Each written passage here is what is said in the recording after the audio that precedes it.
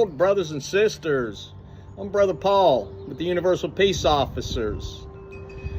And I've got something I want to share today about what's going on in the world. And I want to refer to an Einstein quote. And Einstein said that the world won't be overcome by evil people. It'll be overcome by good people who stand and do nothing. And it's phrased a couple different ways, but we're not going to be overcome by evil. We're going to be overcome by the good people who do nothing in the face of evil.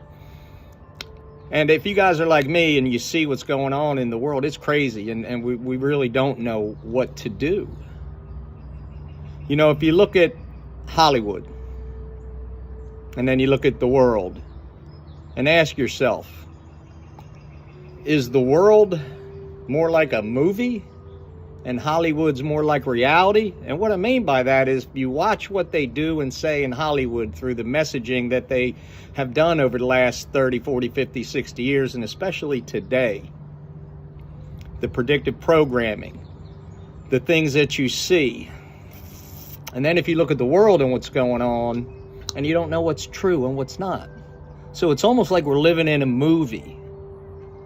And we don't know who the real enemy is. We don't know who the real evil is. We don't know who the real good people are.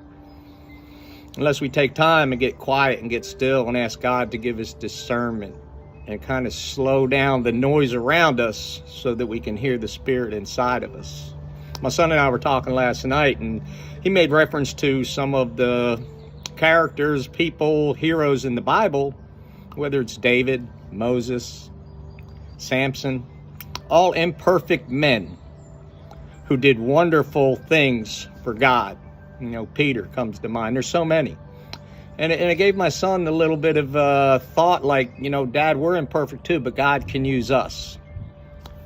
And we look at the people who rule our country, our world, our cities, our towns, our school boards. And if we look at things on the local level, because that's how we can impact what's going on in the world, and it's hard by watching all the TV and all the ads with all the election seasons coming up, because everybody's pointing fingers at what this one did wrong and what that one did wrong and what they're going to do different.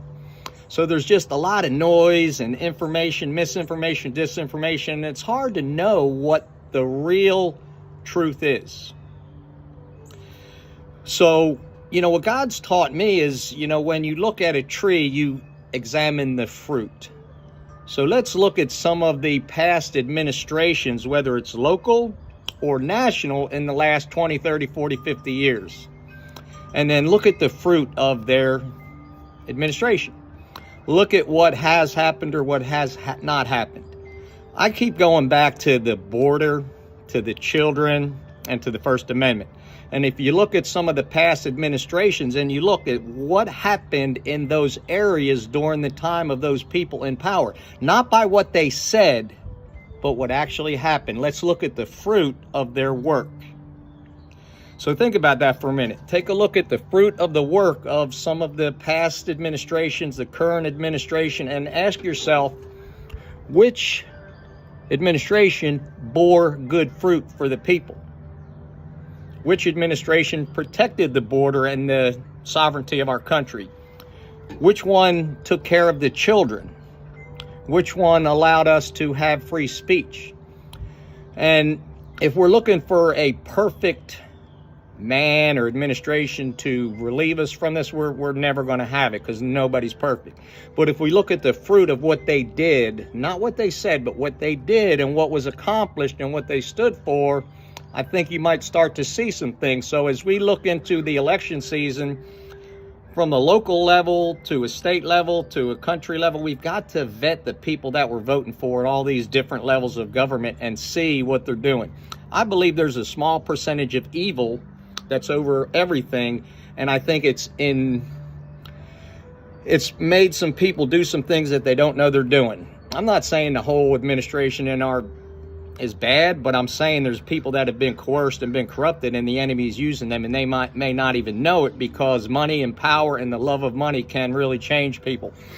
So when you see people and that have been in power 20, 30, 40, 50 years in different areas, different cities in our country, and you kind of look at what's going on in those cities. Well, these people have been doing this for 30, 40 years, and it's messed up as ever, but they're blaming the other side. That's back to the Hollywood and the world. What's real and what isn't? It's hard to tell, man. It's crazy. So as I go and I try to, our mission in our ministry is to try to spread peace, love, and compassion through prayer. And our goal is to try to teach people how to take care of their mind, body, and spirit so that they can love God, love themselves, and love others. And then we want to try to spread peace, love, and compassion through prayer. And we want to pray that God will fill us individually with peace, love, and compassion. Fill our family and friends with peace, love, and compassion.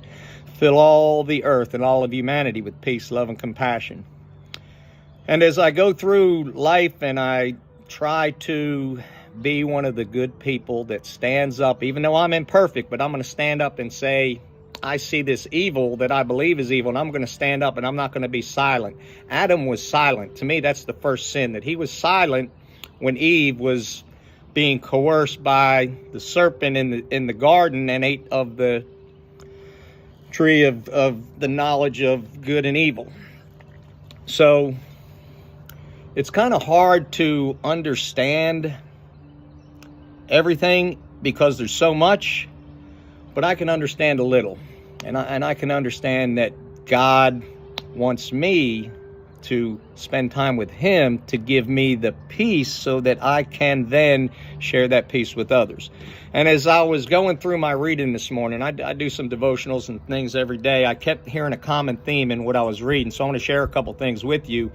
And it kind of gave me a little bit of affirmation that I'm kind of heading in the right direction, that I got to stand up and speak out about what I believe is evil and what's going on, and I'm not going to be one of those good men who do nothing.